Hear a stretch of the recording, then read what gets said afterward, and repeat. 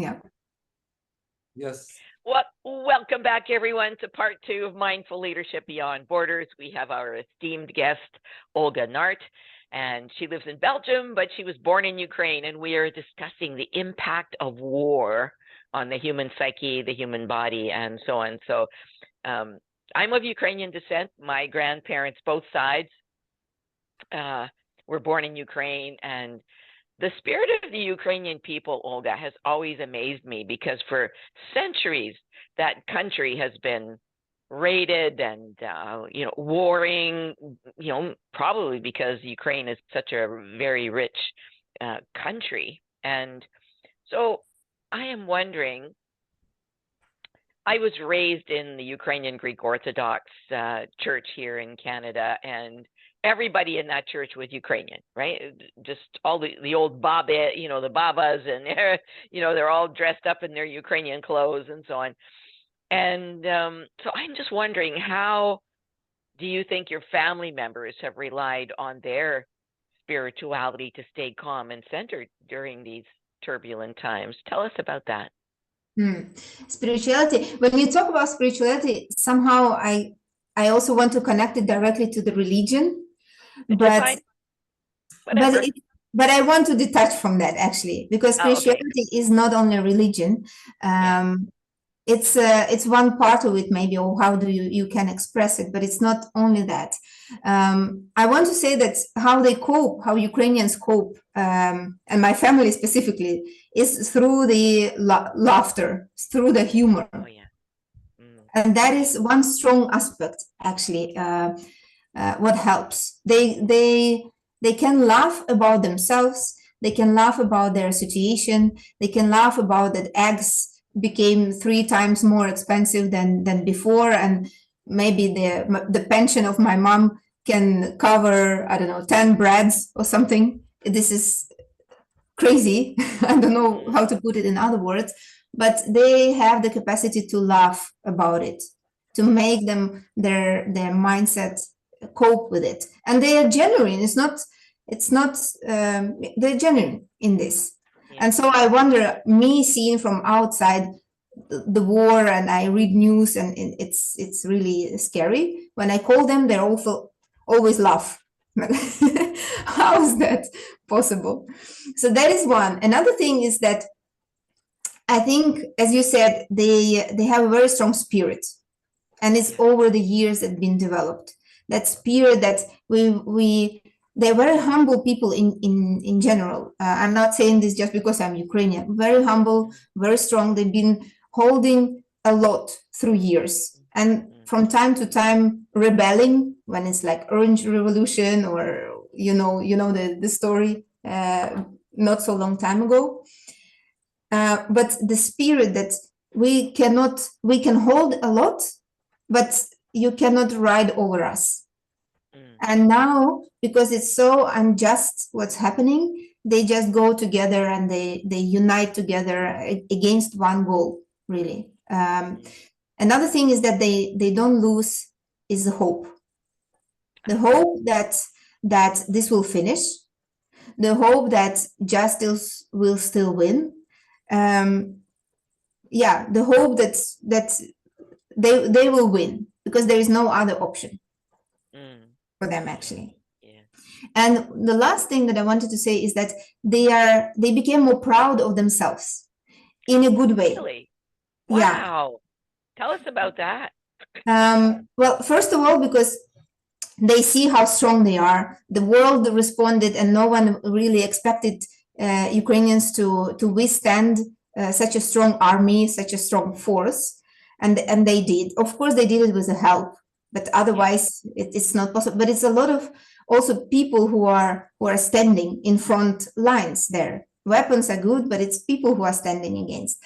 Everyone, when it started, everyone was participating and united, from grandparents shooting the tomatoes in the army to real army. Everyone got together, and that brought their respect, that they are a strong nation. They started to respect more the culture. They started to respect more the language. Before, before war, Russian was widely spoken. I speak myself Russian, but now, of course, it's more and more Ukrainian, and people put efforts to speak Ukrainian, and it's a beautiful language as Yeah. well. It's very Important melodic. language. So people take pride of that, and it's a good pride. When you become too proud of yourself, you know what can happen. You are very nationalistic, like on another side of the war was happening. You think you are the best of the world and you can do anything you want. Here, it's a good pride. It's that pride that makes them support, makes them lift up their spirit. That we are a good nation, we are a great nation, and we can do so much better. Mm. Well, isn't that fascinating, right? The positive aspect of war, that the war has brought the people together in spirit to support each other and bring back their own culture, to celebrate their culture, bring back the language and so on. That's fabulous. I mean, wow. So there is a positive aspect to this war. There is always flip side of the coin, right? Yeah, absolutely. And all throughout this interview, all I keep hearing are the sirens, and the fact that when the sirens ring, the family has to go into the basement to protect themselves, right? And yeah, I keep thinking about those children and the impact it's going to have on them in the future. But God bless these parents and grandparents who are gathering together to stay grounded and centered. God bless them, So one question for you is, you've been living outside of Ukraine for how many years now? 15 already. 15, yeah. So what's the impact on you? The impact on me. It's a good question. I wonder where to start. I think I am like everyone is shocked. Okay. And I remember the day the war started, 22nd February, 2 years ago, and I couldn't believe. I was in shock. I was in denial. I was cleaning the whole day, cleaning and reading the news, everything, just the scrolling, the why to get it out through the emotions of my body. It's just a shock. It's less of a shock now, of course, but it's still shocking to me as well, and to many people that this is happening.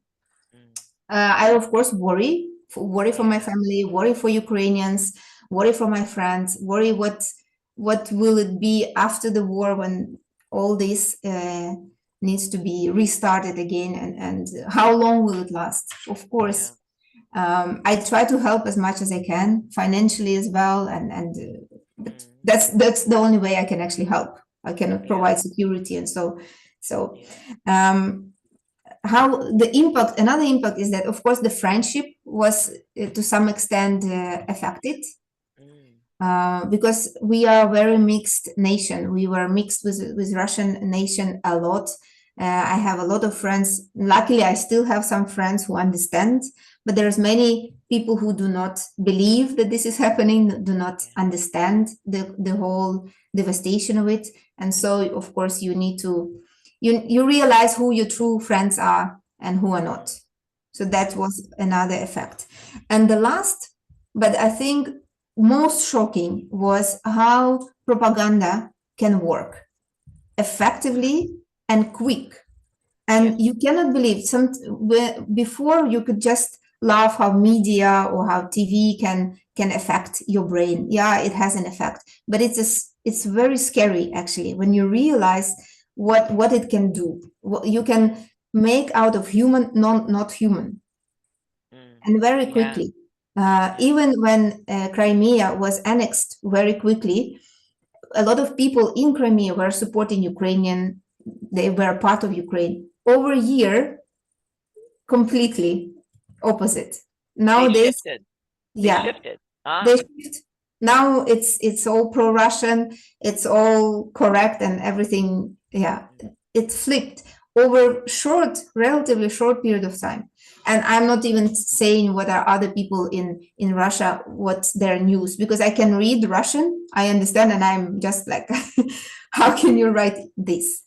So this is shocking that we can laugh about effect of media and what we read or listen to, but it's not funny at all.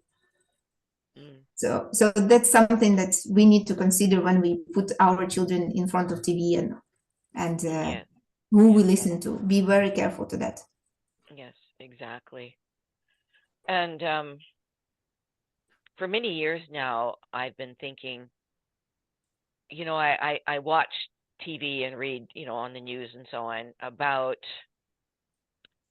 all these countries being forced to increase their defense spending on more guns and more fighter jets and whatever, right? Ground missiles, etc. Sure. You know what?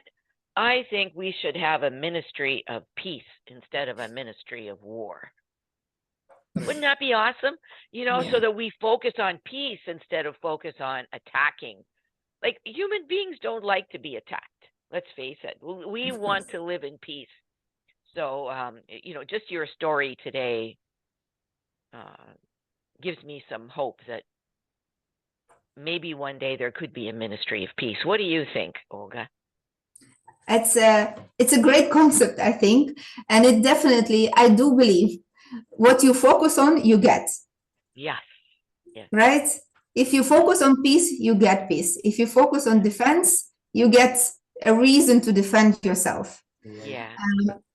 On the other hand, I also believe that it has to be a common goal. It has to be, if not everyone aligned on this, at least the majority. Because if you are lonely in this and you say, okay, I'm going for peace, you might have trouble later on. And we see that through the history, because Ukraine, when Soviet Union split in 1991, Ukraine became the third largest nuclear weapon country, third largest. Wow. After US, after the USA, and after Russia. It was a heritage from Soviet Union. What happened then is that they agreed, they signed the agreement that they will give it away to Russia for dismantling in return for the safety, that for the assurance that their borders will be intact, for the assurance that no force or threats will be coming their way. And well, that didn't happen. And that's that didn't happen. So they did that, and that was signed by the UK, by the US, and by Russia. What happened later, 30 years later, we know the story. Yeah. Wow. So the intention was good, and of course there are other intentions why they did it, but there was a try to be peaceful country and to keep the peace. But we know that if we do it, we might put ourselves in danger. Everyone has to align in around the peace, all the governments, I think. Yeah. But also what is important here, and I think I finalized with that we need to start with ourselves. It's the peace starts with each and every one of us. It's not from the governments, not from the president, it's us. If we have a peace in our heart, if we have love, if we believe in goodness, we will spread this in the world. That's why we need life coaching. Exactly. This is the powerful slogan. So listen, Olga, I tell you, I know I speak for Raj when we say thank you for being our guest here today. So thank you for all of your great thoughts. It's been wonderful. I'm feeling very emotional, very touched that you came on our podcast. Thank you from the bottom of our hearts. And may you and your beautiful children and husband be safe, and same with your family in Ukraine. I pray for them. Thank you. Thank you so much. Thank you for having me.